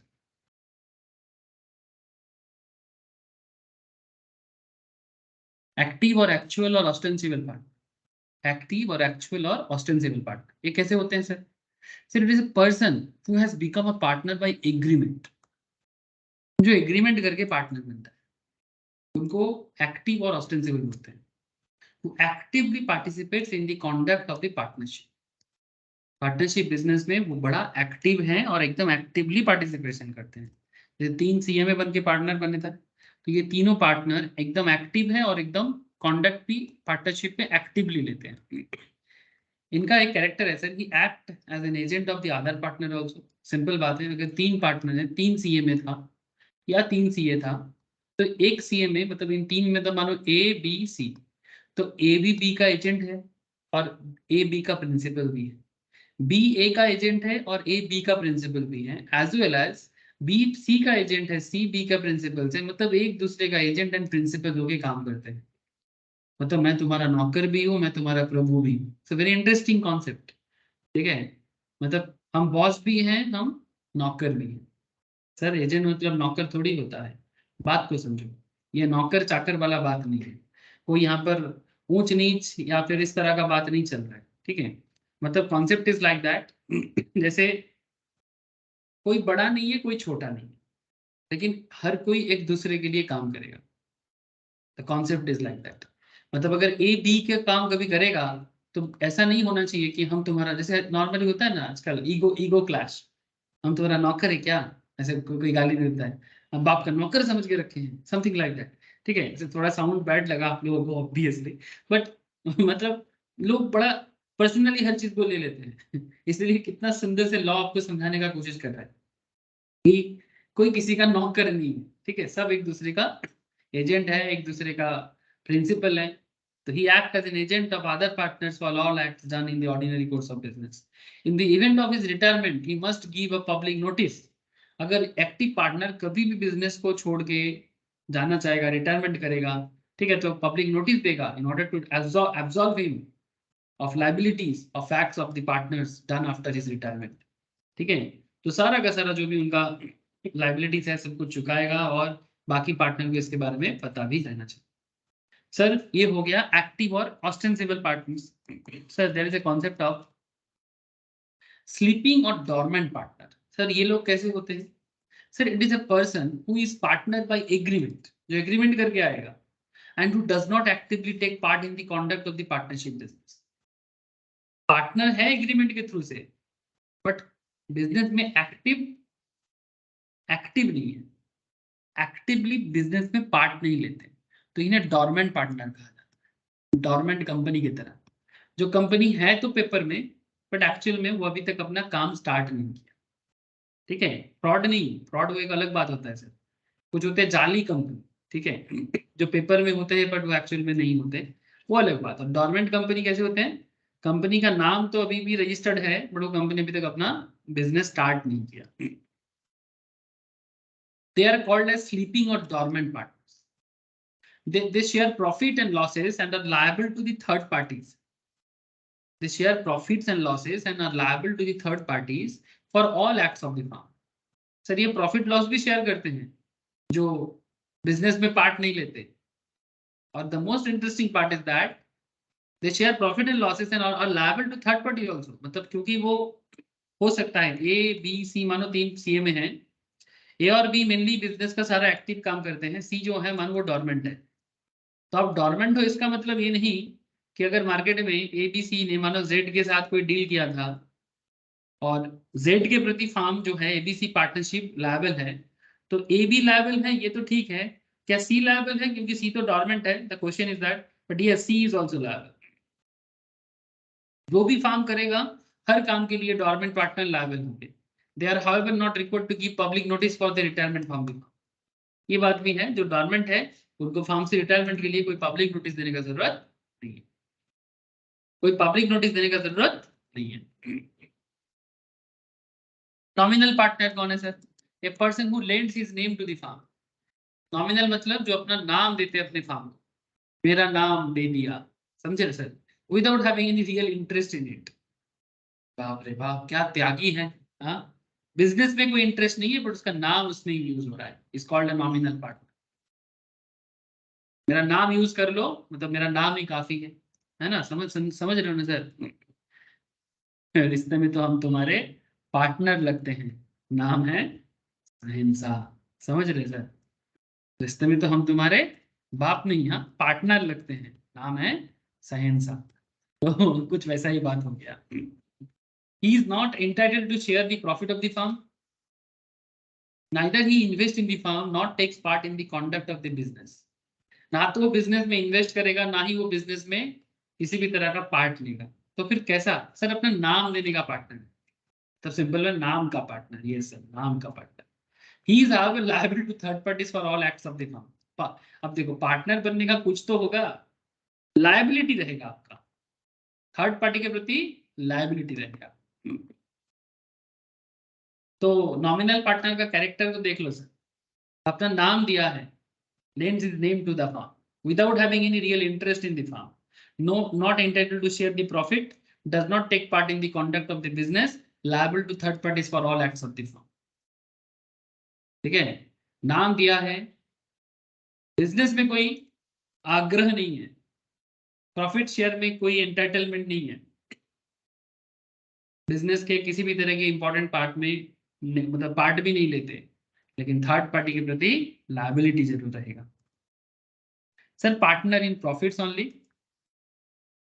A partner is entitled to share the profits only without being liable for the losses. जो सिर्फ प्रॉफिट का पार्टनर होते हैं, लॉस का नहीं, is known as the partner for profits and also liable to third parties for all acts of the profits only. Profit के लिए जरूरी अगर कोई लायबिलिटी है तो उस लायबिलिटी के लिए वो होते हैं। नॉर्मली ऐसे माइनर ऐसे होते हैं sir. Normally minor is like this, जो माइनर होते हैं ना सर, वो नॉर्मली इस तरह का होता है। समझ रहे हो सर? স্যার বলছি যে কে কিরকম পার্টনার হবে সেটা কি ডিটেইল মেনশন থাকবে? যেরকম নমিনাল ऑब्वियसली एकदम डीड पे ही मेंशन करना पड़ेगा ना कि तुम कैसा पार्टनर बनोगे। ये दो यहाँ पर था, जब हम लोग डीड पढ़ रहे थे, कहाँ चला गया deed? Deed deed deed deed deed deed, where is the deed? Sir বলছি যে কেউ যদি ডিড ছাড়াও এটাকে ইমপ্লাইডলি করে তাহলে কি এটাকে অ্যাজিউম করে নেওয়া যায়? हाँ मतलब अगर तुम्हारा एक्टिविटी वैसा है तो वही एज्यूम करना पड़ सकता है एज पर द नीड, ठीक है, एज्यूम कर लिया नहीं जाएगा, बट अगर तुम्हारा एटीट्यूड ऐसा रहेगा तो यही मानना पड़ेगा कि हाँ तो तुम्हारा एक्टिविटी तो वही बता रहा है, ठीक है, बाय डिफॉल्ट, ठीक है। सो पार्टनर्स इन प्रॉफिट कैसे होते हैं सर? जो सिर्फ प्रॉफिट के partner, not liable for the losses, लेकिन ये डीड में पहले से बोलना पड़ेगा कि भाई हम तो प्रॉफिट के पार्टनर हैं, लॉस के नहीं। सर इसमें कोई राजी होता है क्या? अरे होता है ना। मानो एबीसी तीनों पार्टनर है और मानो सी अच्छा खासा कैपिटल कंट्रीब्यूट कर सकता है, बट ए बी के पास कैपिटल नहीं है। तो ए बी सी तीनों ये बोल रहा है कि सी बोल रहा है कि ठीक है, हम मानो कि इनको बिजनेस करने के लिए इनको 50 लाख का जरूरत है। सी कहता है कि हम 50 लाख तो देंगे, बट अगर बिजनेस का कोई लॉस होगा तो उसका शेयर होल्डिंग मेरा नहीं है, मैं सिर्फ प्रॉफिट लेने के लिए होता हूँ। अब कोई बोलेगा सर अगर बिजनेस प्रॉफिट नहीं करेगा तो प्रॉफिट नहीं करेगा तो मिलेगा नहीं, लेकिन लॉस का भागीदार सी नहीं बनेगा। लॉस का जो भी भागीदार होगा वो ए और बी होगा। इसका मतलब है मार्केट में जब लाइबिलिटी क्रिएट होगा, ठीक है, मार्केट में जब लाइबिलिटी, तो लाइबिलिटी में सी पार्ट नहीं लेगा, ठीक है। अच्छा लेकिन हाँ यहाँ पर और एक बात है, प्रॉफिट रिलेटेड अगर कोई लाइबिलिटी क्रिएट है, liable to third parties for all acts of the profits only, मतलब लॉस के लिए कोई लाइबिलिटी क्रिएट हुआ है तो उसमें सी पार्ट नहीं लेगा। बट अगर प्रॉफिट जनरेशन के ऊपर बेस करके कोई लाइबिलिटी है, कोई ऑब्लिगेशंस है, तो प्रॉफिट, क्योंकि आप प्रॉफिट का पार्ट ले रहे हो ना, तो प्रॉफिट रिलेटेड लाइबिलिटी लेना पड़ेगा। प्रॉफिट रिलेटेड लाइबिलिटी तो लेना पड़ेगा, लॉस रिलेटेड लाइबिलिटी नहीं लेगा क्योंकि वो लॉस का भागीदार नहीं है, ठीक है। इसको लेके मुझे एक चीज याद आ गया एक बड़ा इंटरेस्टिंग कहानी है सर। कहानी बोलना नहीं चाहिए, सीख है, जैसे टीचिंग्स लेसन्स जिंदगी में बड़ा काम आता है। सर आप लोग वाल्मीकि ऋषि का नाम तो सुने होंगे, ऋषि वाल्मीकि। तो ऋषि वाल्मीकि का कहानी कुछ ऐसा ही है। वाल्मीकि ऋषि पहले एक नाम से जाने जाते थे सर, उनका नाम था दस्यु रत्नाकर, वेरी फेमस कहानी, दस्यु रत्नाकर उनका नाम था। तो और वो दस्यु थे, दस्यु मतलब सर इट्स लाइक अ डैकवेट, ठीक है, जो लोगों को लूटता था, चोरी छिनताई करता था, ये सब करके कमाता था। तो जब दस्यु रत्नाकर इस तरह का अपना मतलब दस्यु वाला काम करता था, दस्यु मतलब समझ रहे हो सर, मतलब बेसिकली जो डैकवेट का काम करना, इस तरह का गंदा काम सर, जो समाज में ऑब्वियसली इलीगल होते हैं सर। तो रत्नाकर ने जब दूसरे को लूटना चालू किया तो लूट के काफी पैसा कमा के लाता, तो सारा पैसा लेके अपने हस्बैंड मतलब अपने वाइफ को देता था, अपने माँ को देता था, उनका एक बच्चा भी था, बच्चा को भी देता था। तो वाइफ मदर्स को अपना कमाई देता था। तो एक दिन पता चला उनके वाइफ को और मदर्स को, माता पिता को, माँ नहीं पापा के बारे में मैं सुना नहीं, माँ के बारे में सुना। माँ को पता चला कि दस्यु रत्नाकर जो है वो दस्युगिरी करके कमाते हैं। तो फिर वो अपने माँ बाप मतलब बीवी को बोलते हैं और माता को बोलते हैं, तो फिर क्या तुम जब पता चल तब बोलते हैं कि तुम हमारा ये पैसा जो मैं कमा के लाता हूँ इसका भागीदार बनना चाहते हो? तो वाइफ और मदर बोलते हैं कि देखो तुम अगर कोई अच्छा काम करोगे तो उसका भागीदार हम लोग रहेंगे, मतलब अगर वो कोई ऑनेस्ट काम करता है तो उसका भागीदार बनेगा। रत्नाकर का ऑनेस्ट वर्क का शेयरिंग वाइफ और मदर लेना चाहता है, लेकिन दस्यु रत्नाकर का डिसऑनेस्ट वर्क का भागीदारी वाइफ मदर्स या फिर उसके बच्चे चिल्ड्रन ये लोग नहीं होना चाहते। तो सिंपल बात है, वो तो दस्यु थे तो ऑब्वियसली डिसऑनेस्ट काम में ही उसका मर्जी लग गया था, तो वो अपना मतलब फैमिली उनको और अपनाया नहीं, सिंपल बात है, क्योंकि वो डिसऑनेस्ट काम कर रहा था, इसलिए चिल्ड्रन भी उनको त्याग कर दिया, वाइफ भी त्याग कर दिया, मदर भी त्याग कर दिया। फिर दस्यु रत्नाकर को समझ में आया कि क्यों उनको नहीं लिया जाए। बहुत सारा और भी बातें हैं, मैं सारा पॉइंट पे नहीं जा रहा हूँ, ठीक है। तो दस्यु रत्नाकर का डिसऑनेस्ट पार्ट कोई नहीं बनना चाहा, सिर्फ ऑनेस्टी का पार्ट वो लोग लेना चाह रहा था। फिर अल्टीमेटली दस्यु रत्नाकर अपने आप को सुधारने के लिए तब करना चालू किया, योग तब ये सब करना चालू किया, और करते करते वो पूरा एकदम मतलब एक वो होता है ना सर, मतलब मिट्टी का पूरा ढेर बन गया उनके ऊपर, उनको पता ही नहीं चला, इतना बड़ा तपस्वी बन गया और बस राम राम करता रहा, ठीक है। तो पहले ना उसके मुंह से राम का जप नहीं हो रहा था, मतलब can't pronounce the word Ram, ठीक है, तो उनके मुंह से ना निकल रहा था मरा, ठीक है, मतलब रामा मरा, तो वो ना मरा ही बोल रहे थे क्योंकि मारना ही उसका काम था, लोगों को मारना पीटना, तो वो सिर्फ लोगों को मार रहा था, ठीक है, तो उसके मुंह से ना राम नहीं निकल रहा था, वो इतना पाप किया था, तो वो बस यही बोले जा रहा था मरा मरा मरा मरा मरा मरा मरा, बोलते रहो आपको समझ में आ जाएगा। आप मरा मरा बोलते रहोगे तो अल्टीमेटली वो मरा जाके राम में ही बदल जाएगा। तो ऐसा करते करते सिर्फ राम मरा मरा से राम राम में बदल गया और अल्टीमेटली डिसऑनेस्ट पर्सन से एक साधु योगी बन के निकला, लेकिन बहुत समय के बाद।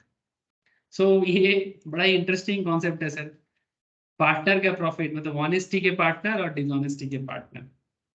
चलो सर ठीक है, लेसन था, काफी देर से पढ़ रहे थे तो एक याद आया तो बोल दिए सर।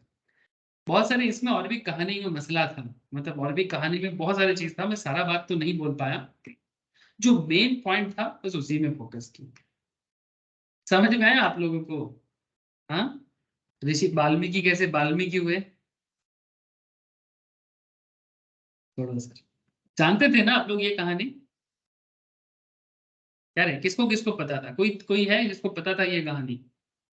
बोलो। हाँ सर पता। अरे वेरी गुड, थैंक यू। नहीं पता होना चाहिए बिकॉज ये सब really it's a very traditional concept in our Indian culture. Incoming partner कौन है sir? A person who is admitted as a partner into an already existing firm with the consent of all the existing partner is called an incoming partner. मतलब जो farm already पहले से है, मानो ए B सी तीनों मिलके फार्म चला रहे हैं, डी बोल रहे हैं कि हम इनकमिंग करना चाहते हैं, मतलब इनकमिंग करके इनकम करना चाहते हैं, ठीक है। तो जो फार्म पहले से एग्जिस्ट है, एग्जिस्टिंग फार्म में कोई आएगा तो उसको क्या बोलेंगे? Incoming partner. और एग्जिस्टिंग फार्म से जो कोई चला जाएगा तो उसको क्या बोलेंगे? Outgoing partner. तो such partner is not liable for any act of the firm done before his admission as a partner. Point to be noted, ABC D आने से पहले मानो मार्केट से 10 लाख का लोन लेके रखा है, और 10 लाख के लोन के बेसिस में जो लायबिलिटी क्रिएट हुआ है, तो क्या उसका लायबिलिटी डी लेगा? तो नॉर्मल कॉन्सेप्ट तो यही कहता है सर कि एबीसी अगर डी आने से पहले कोई लायबिलिटी क्रिएट करके रखा है तो उसका लायबिलिटी एबीसी को ही लेना पड़ेगा। D is not liable for the prior liability, for the prior liability. अपने एडमिशन से पहले जो भी लायबिलिटी है फार्म का, उसमें डी लायबल नहीं होना चाहिए। हाँ, अगर डी बोलेगा नहीं हम इंटर कर रहे और लायबिलिटी को भी पार्ट लेंगे तो अलग बात, बट नॉर्मल कॉन्सेप्ट ये कहता है कि डी आने से पहले तक का लायबिलिटी पुराने पार्टनर्स को ही चुकाना पड़ेगा। कॉमन कॉन्सेप्ट है sir, it's a very common concept. Outgoing partner का क्या है? A partner who leaves a firm in which the rest of the partners continue to carry on business is called a retiring और outgoing partner. मतलब A B C D पहले से ही था, अब मानो डी रिटायर करके जा रहे हैं, तो पार्टनरशिप तो है बट वो आउटगोइंग पार्टनर बन के जा रहे हैं। तो such a partner remains liable to third parties for all acts of the firm until public notice is given for his retirement. तो डी जब तक पब्लिक नोटिस नहीं दे देता रिटायरमेंट का, उसके पहले तक जितना लायबिलिटी है फर्म में वो सभी का भागीदार डी भी बनेगा अलॉन्ग विद द एबीसी। तो इससे बहुत सिंपल कॉन्सेप्ट, लेकिन याद रखें ये सब जरूरी बातें होता है सर। पार्टनर बाय होल्डिंग आउट, ये कौन किस तरह का पार्टनर है sir? Partnership by holding out is also known as partnership by estoppel, where a man holds himself out as a partner or allows others to do it, he is then stopped from denying the character he has assumed and upon the faith of which creditors may be presumed to have acted. That means it's a partnership by estoppel. Estoppel मतलब legally वो अपने आप को एक partnership ही बना दे रहा है sir. मतलब मैं आपको समझाता हूँ, इसमें थोड़ा सा अलग बात मुझे करना पड़ेगा। मतलब मानो 4 जन पार्टनर है, बात को समझे सर, ठीक है? 4 जन पार्टनर है,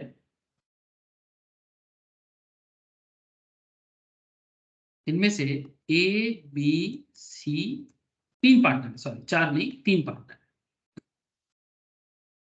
अब डी इनके साथ रहते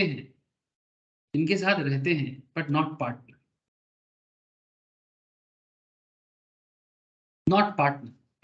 बट इनके साथ उठना बैठना सारा दिन काम, मतलब इनके ऑफिस में ही रहते हैं। अब मानो यहां पर एक्स एक creditor for any product supply और फॉर कुछ भी लोन प्रोवाइडिंग कुछ किसी भी पार्ट के लिए क्रेडिटर के तौर पे वो फार्म पे आते हैं। कौन है सर? एक्स। अब एक्स इन तीनों के साथ बात करते करते डी के साथ भी बात कर रहे हैं, तो डी बेसिकली इनका फ्रेंड है, बट ये ऑफिशियल इनका पार्टनर नहीं है। तो किसी चीज में कोई ऑफर एक्सेप्टेंस चल रहा था, तो अल्टीमेटली ए बी सी के सामने डी भी था और डी ने उसमें एक्सेप्टेंस मतलब हाँ भरा किसी भी मैटर पे। सर एक से एक आउटसाइडर है और किसी मैटर में डी ने मतलब ऐसा एक्टिंग किया, मतलब एक्टिंग इन द सेंस ऐसा एक्टिविटी किया जो एक्स को समझ में ही नहीं आया कि ये पार्टनर नहीं है बोल के, किसी भी मैटर में जो बहुत वाइटल मैटर है। तो डी का जो एक्टिविटी है जो उसको एक पार्टनर की तरह आउटसाइडर को लगता है, किसी क्रेडिटर को लगता है, तो वही बात कर रहा है सर कि partnership by holding out is also known as partnership by estoppel. Estoppel मतलब अल्टीमेटली लीगल पावर आ जाता है, लीगली आपको बाइंड करते हैं, ठीक है, मतलब लॉ आपको अल्टीमेटली उस मुद्दे पे बांध देता है, ठीक है, अप्रूवल देता है, approved by law estoppel. So partnership by holding out is also known as partnership by estoppel, where a man holds himself out as a partner, अपने आप को एक पार्टनर की तरह बिहेव करा रहा है और allows others to do it, और बाकी लोगों को भी ऐसा करने में वो मतलब करने वो मतलब बाकी लोग भी रोका नहीं, जब डी ऐसा कर रहे तो बाकी लोग भी रोका नहीं। He is then stopped from denying the character he has assumed and upon the faith of which creditors may be presumed to have acted। मतलब बाहर वाला बंदा डी को जो समझा वो सही समझा है, मतलब बाद में अगर कोई डिस्प्यूट हो तो डी ऐसा नहीं बोल सकता no I am not a partner और I was not a partner, वो ऐसा नहीं बोल सकता। क्यों? क्योंकि आपका पहला कैरेक्टर आपको पार्टनर ही बना रहा था, इसमें एबीसी का भी किसी भी तरह का अपोज नहीं था और आपने भी ऐसा ही बिहेव किया जो एक पार्टनर करता है। तो फिर लॉ ऐसी सिचुएशंस पे क्या करेगा? आपको भी पार्टनर बना देगा और आप इस बात से हट नहीं सकते। ऐसी सिचुएशंस में partners bye holding out concept सामने आ जाता है। बात समझ में आया सर? हेलो,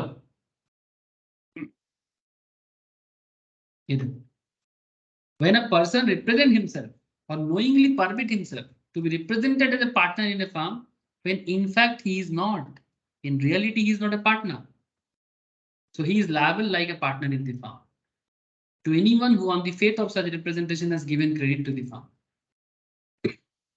बात समझे? बोलो।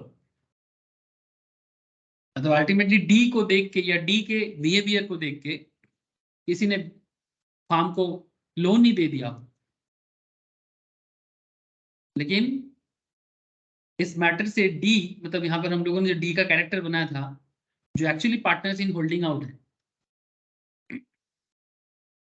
बेसिकली वो अपना ऐसा कुछ बात कर रहा था, ऐसा कोई कॉन्डक्ट कर रहा था जो अल्टीमेटली आउटसाइडर्स को या क्रेडिटर को बिलीव करने में बाध्य कर रहा था कि एक्चुअली वो पार्टनर है, बट रियल में वो नहीं है। X and Y are partner in a partnership firm. X introduced a manager as his partner to Z. X introduced a manager as his partner to Z. A remained silent. A ने कुछ बोला नहीं। ये कौन है sir? Manager. A remained silent. Z the trader believing A as a partner, जो कि manager है। A as a partner supplied 100 TB sets to the firm on credit. After expiry of credit period, Z did not get amount of TB sold the partnership firm. Z filed a suit against X and A. X के against में भी case करेगा, A के against में भी case करेगा for the recovery of the price. Here in the given case, A, the manager, is also liable for the price because he becomes a partner by holding out. क्योंकि जब X introduce कर रहा था A को as a manager, तब A को बोलना चाहिए था कि no, I am not a manager, I am not a partner, I am manager. So बोलना चाहिए, बट उसने बोला नहीं, साइलेंट रहा। तो बेसिकली जेड ने क्या देखा था भाई, 2 पार्टनर, लेकिन नहीं, एक्चुअली में एक ही पार्टनर, एक जन का ही बिजनेस है और ए एक्चुअली मैनेजर है।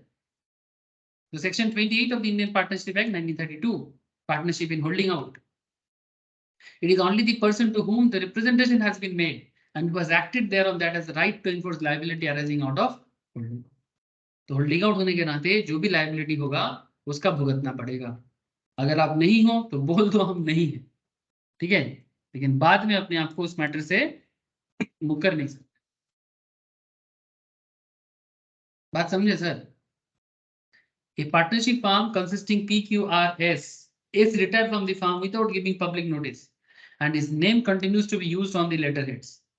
Here Ace is liable as partner by holding out to creditors who have lent on the faith of his being a partner. PQRS के नाम पे बिजनेस चल रहा है, PQRS एंड एसोसिएट्स, ठीक है।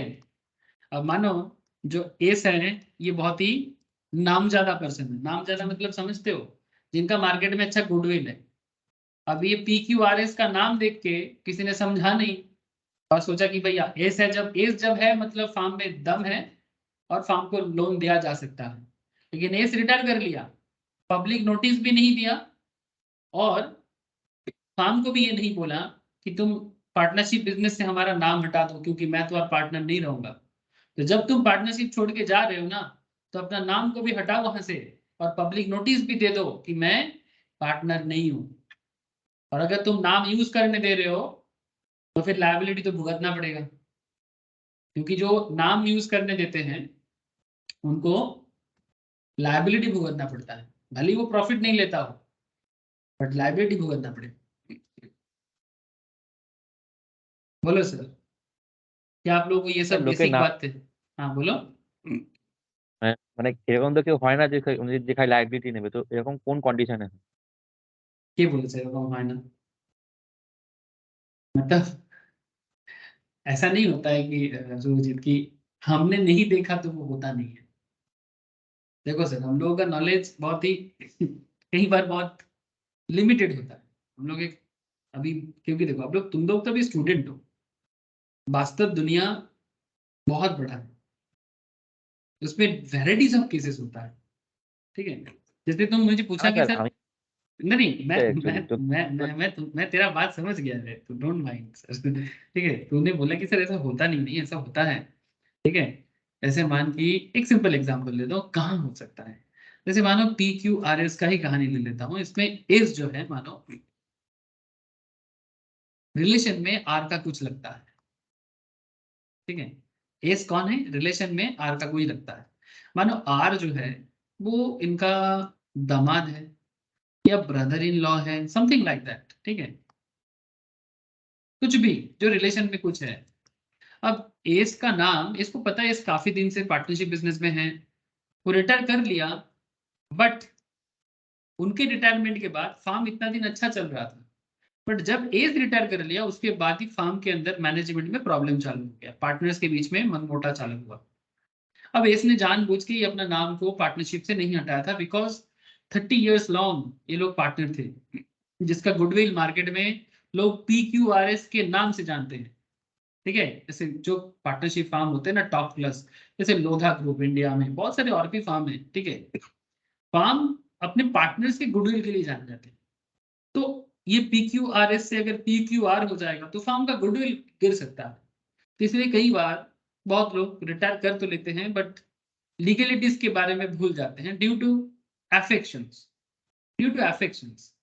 अब एफेक्शंस के चक्कर में क्या होता है, अगर मानो कि बाद में जो मैनेजमेंट में कोई प्रॉब्लम आएगा, इसने तो अपना नाम नहीं हटाया, ऊपर से उसने पब्लिक नोटिस तक नहीं दिया।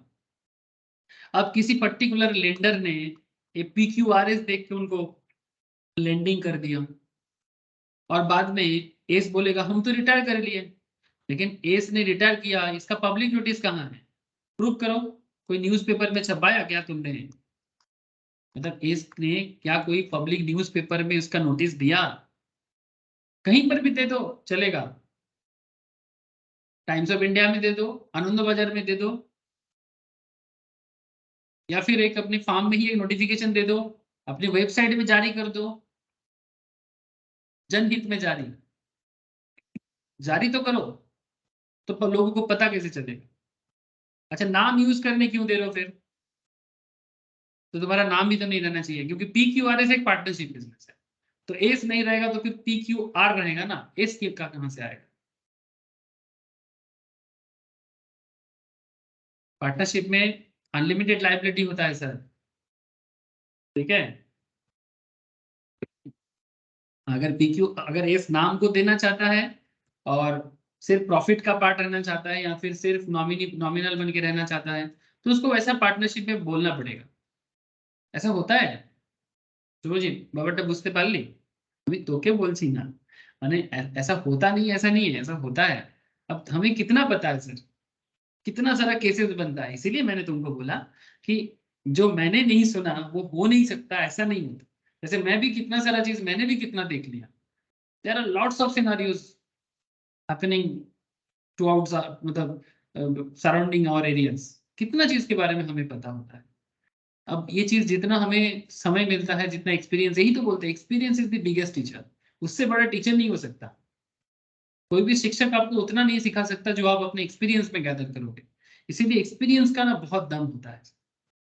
जो इंसान अपने फील्ड में जितना एक्सपीरियंस गैदर करता है, उससे बड़ा सीख, उससे बड़ा टीचिंग जिंदगी में कोई कुछ नहीं हो सकता। इसलिए स्वामी विवेकानंद भी अपने एक लेखनी में बोल के गया है कि experience is the biggest teacher. और एक साइलेंट टीचर होते हैं, वैसे सीख देता है ना, इसका कोई और सब्स्टिट्यूट नहीं हो सकता। आपको मैं पर्सनली नहीं पता, it's just a simple example. এই বুঝতে পেরেছি শুভজিৎ? হ্যাঁ স্যার। तो सर ये है पार्टनरशिप रिलेटेड कुछ वेरी वेरी इंपॉर्टेंट बातें। नेक्स्ट क्लास में आपको partnership related very very advance बातों में बात करेंगे, पार्टनर्स के रिलेशंस के बारे में एंड रिजोल्यूशंस के बारे में।